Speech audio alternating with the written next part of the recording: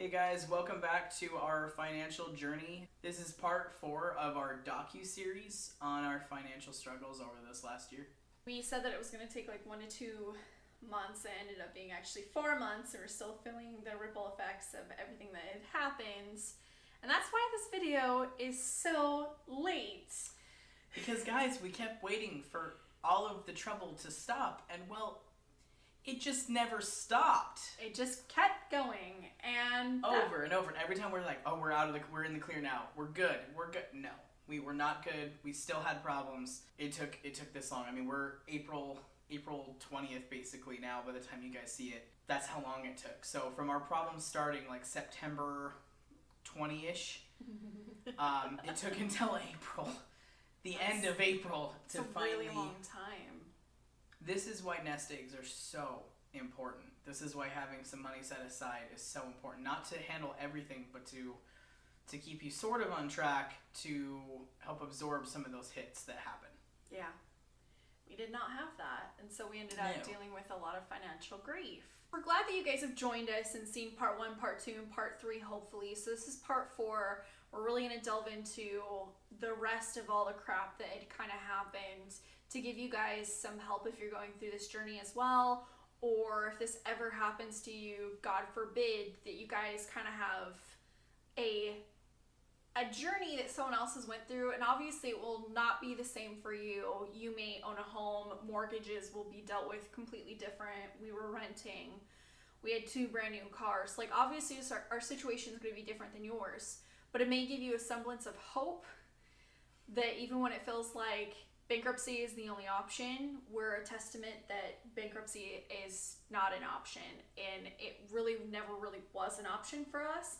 I mean, we talked about it a lot, I talked about it a lot, because I really felt like that was going to be our only option, but it really wasn't, and I'm like really glad that you held strong to that and didn't let me push it any farther. I don't know if it was necessarily as much as I just held strong to that. I mean, like, the want to not fail, and knowing that everyone was thinking we're going to fail and lose everything, I mean, that kind of pisses you off, you know? I mean, it gives you that fire to really just dig in deep, but I think where we went wrong at the very beginning was not going and talking with a financial advisor at the very beginning of our struggle.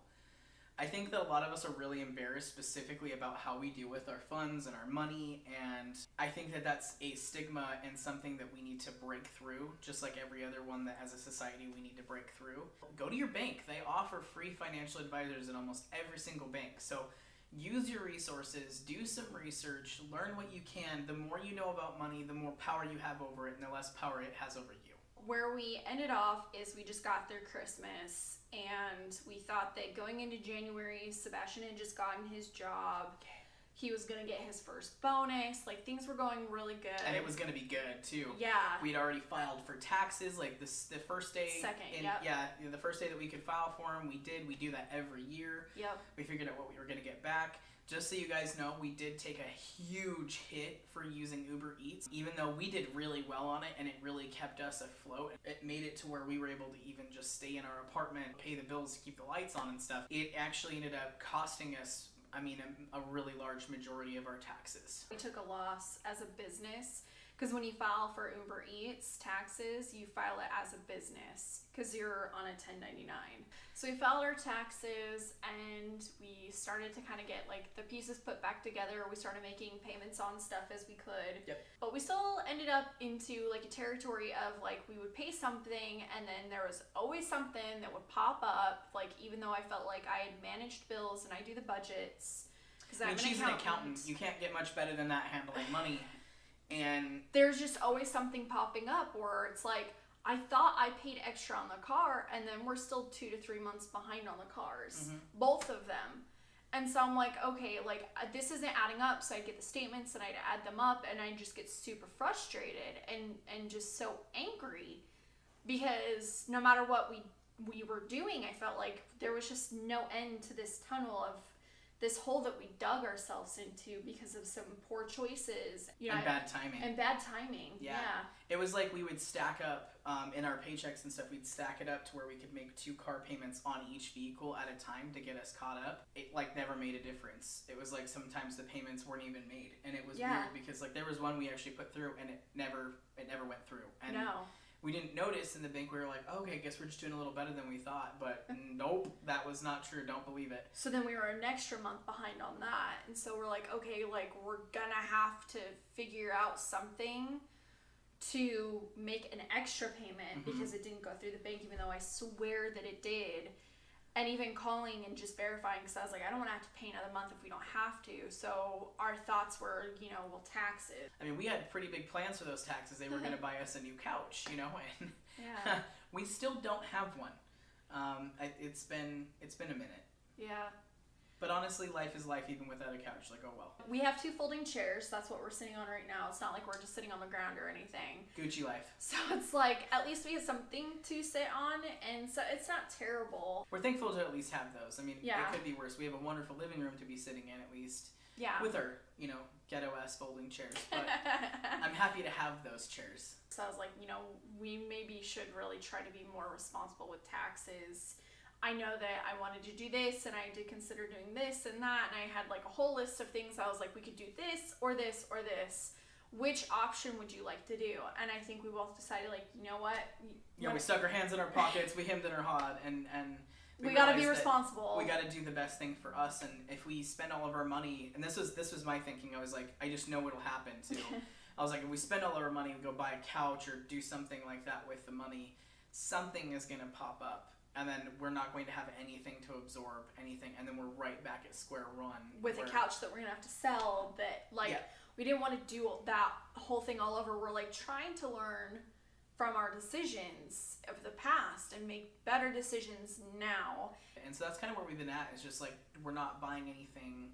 We're not buying anything extravagant. We're just eating, taking care of ourselves.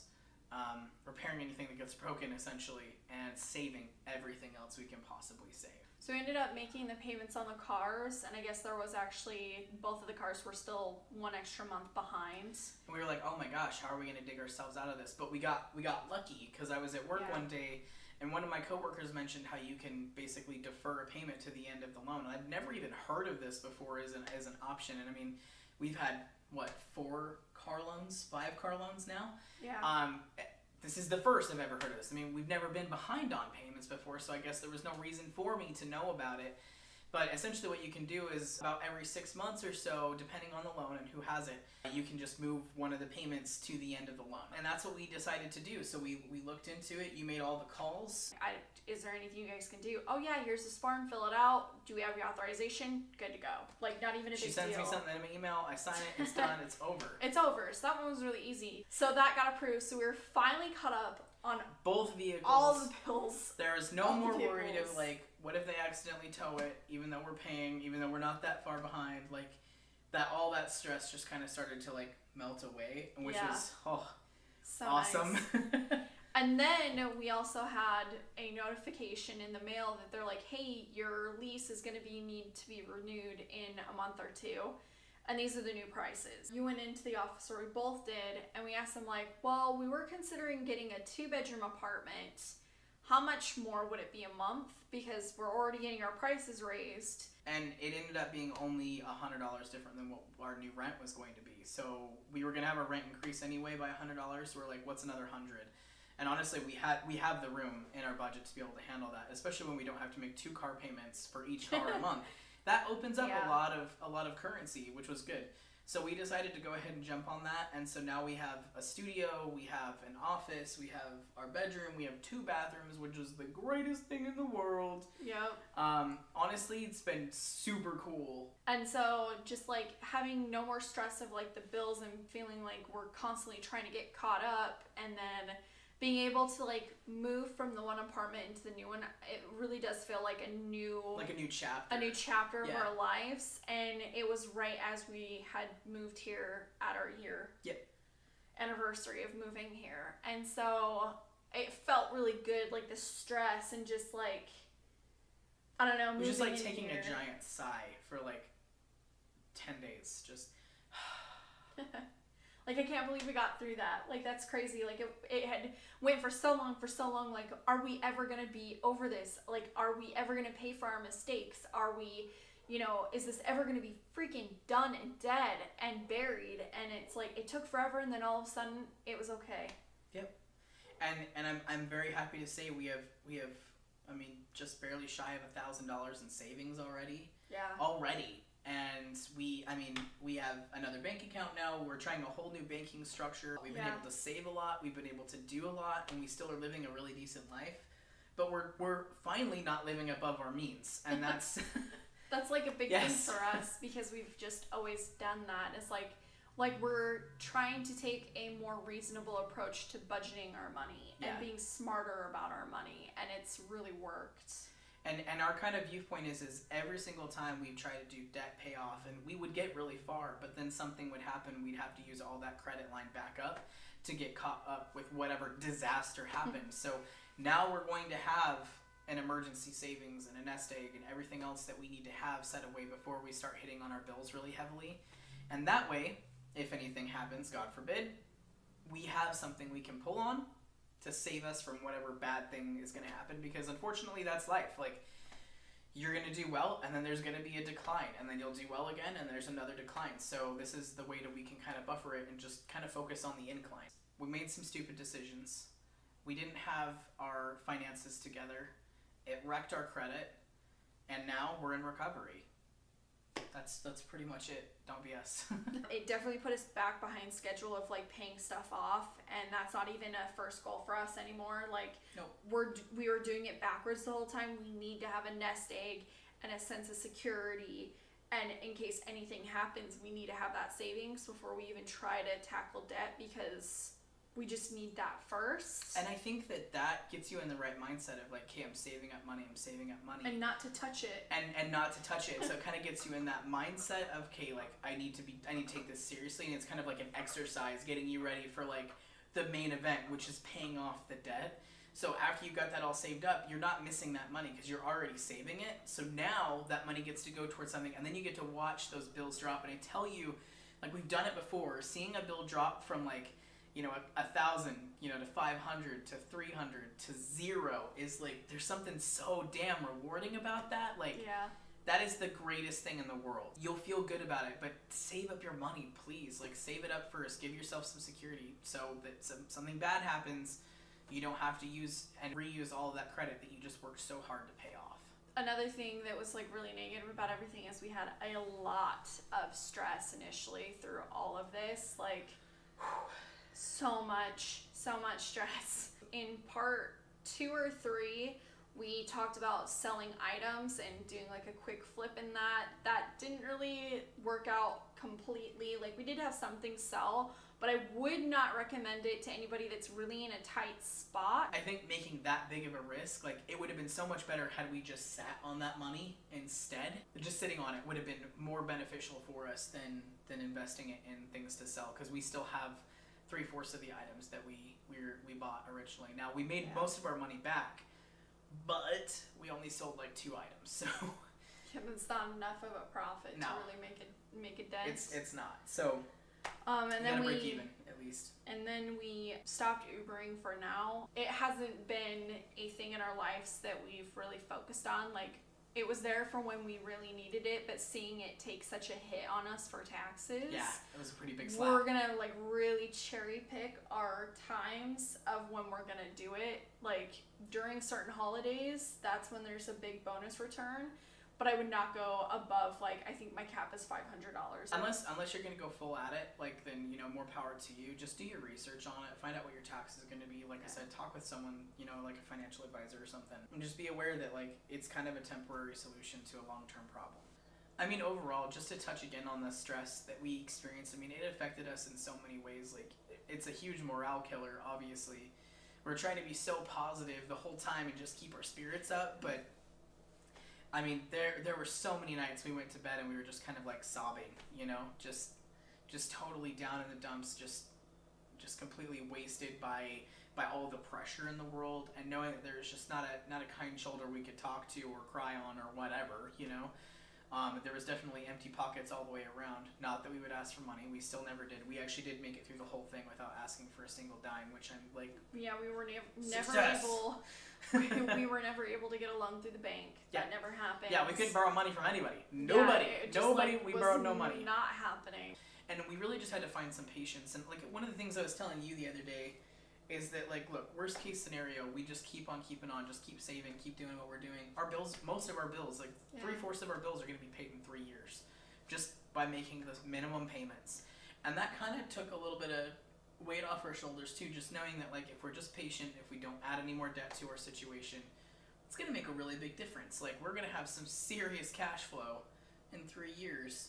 As long as we can control ourselves and remind ourselves of the struggle we went through and not add more debt to the pile. I think debt is like a cancer, in your finances, and you just got to get out of it as soon as possible. Like, treat it like an emergency. It needs to get taken care of. Those are all like the negatives, but there's far more positives out of this situation, which is like always a good thing when there's more positives. Yeah.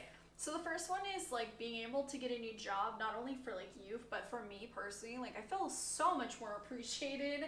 I feel so much less stress being in the job that I'm in right now, and I'm so closer to home. And that's like given a lot of more positives to, I feel like, our life as a general. So like obviously like more money has been like great. And we're trying to utilize it more, yet less on gas. We're saving on gas money because we're actually carpooling. We both work really close together so that we can actually carpool and we can have lunch together, and that's really helped our morale.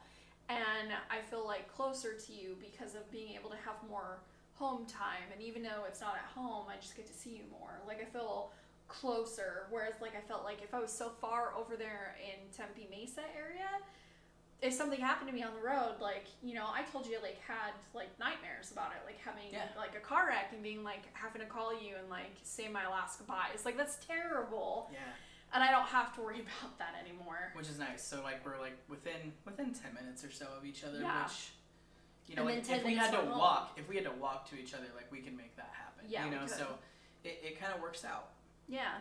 So, like, more home time, less stress, closer to each other for lunches, we're carpooling, so we're saving gas that way, and we're just having more moments of like faith and thankfulness and grace for everything that's happened, that I really do feel like it happened for a reason, and I really want to use this situation to help push us in the right direction and us make better decisions in the future. Yeah. And I feel like I think you're right. Like, I feel like for the first time in our lives, especially since we documented this, and literally just going back and watching our own videos and listening to ourselves talk to ourselves, like, it's been so humbling and just very, very useful. So maybe use this as a tactic if you're really struggling through something hard right now. You don't even have to post it online or anything. You can just keep it for yourself, but give yourself a little video. Let yourself know how you're feeling, why you're struggling, and then when you come into a moment of, like, oh, this is easier, or a quick fix or something like that, well, rewatch that video and remind yourself why you don't want to do that to your future self. And that's why we made these videos too, we literally have moments in there where we talk to ourselves of like, hey, future self, because it's like, we know that anytime we want to do something stupid, we're going to come back to watch these videos and remember, like, yeah, that's why I don't want to do that, because I don't want to ever feel that stress ever again. Like, that will be the last and final time, and if not, I'm gonna slap myself in the face, on camera. I can't like ever do this again. Like, no. But yeah, guys, stress kills you. I mean, I gained a good 30 pounds just being stressed, so don't do that to you. All right, take it from me. All right, it doesn't feel good. Yeah. All right, so this is it. This is it. Part 4. Thank you so much, you guys, for watching. If you watched part 1, part 2, part 3, or just part 4, it doesn't matter. I hope that you guys gained something out of watching us speak about what we just went through. And even if you didn't, thank you so much for just giving us your love and your support and your kind words and your positive thoughts. And just know, if you ever go through anything like that, just let us know, and we'll be right there with you, sending you those exact same things back. Yep. So we're hoping that now that we've got this all wrapped up, that we'll actually have other vlogs for you guys to watch. If you haven't already seen our other ones, just go to our channel. If you like the videos that we make and you like how we are, just go ahead and subscribe to our channel, and that way you can support us. And hopefully we'll have some more cool stuff. We've got a lot of stuff planned, but we'll see what actually like rolls out in the future. Should be cool. Awesome. Well, thanks so much, guys. Give us a like if you want, and we'll see you in our next video.